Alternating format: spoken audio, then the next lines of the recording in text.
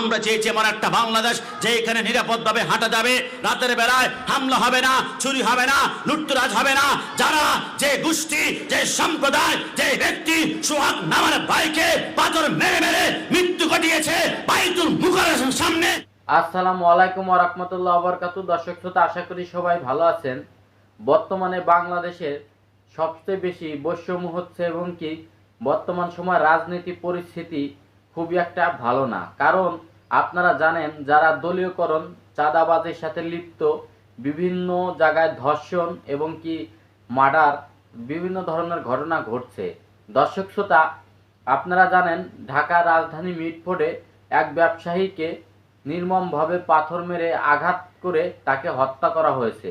দর্শক শ্রোতা, এই বর্তমান পরিস্থিতি নিয়ে মুখ খুলেছেন গোলাম রব্বানী কাশিম হুজুর। আজকে এই ভিডিওতে আপনাদেরকে বিস্তারিত দেখাবো। তবে দর্শক শ্রোতা, ধৈর্য সহকারে ভিডিওটি দেখবেন। কথা না বাড়িয়ে চলুন প্রথমে গোলাম রব্বানী কাশিম হুজুর কি বলেছেন সেই ভিডিওটি দেখে আসি।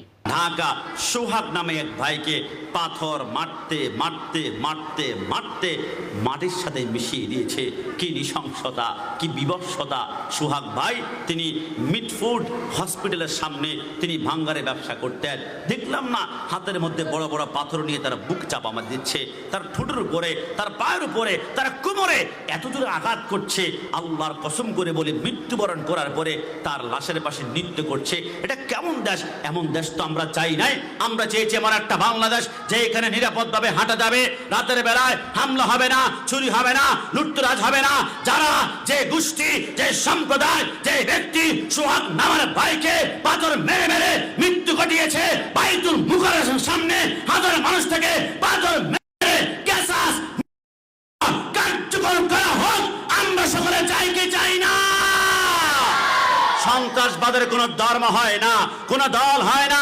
চাঁদাবাজ বলা, ঘুষখোর বলা, সুদখোর বলা, দুর্নীতিবাজ বলা, এদের কোনো ধর্ম নাই, এদের কোনো দল নাই, এদের কোনো পরিবার নাই, এদের কোনো গোষ্ঠী নাই। এরা হচ্ছে দেশের শত্রু, পরিবারের শত্রু, সমাজের শত্রু।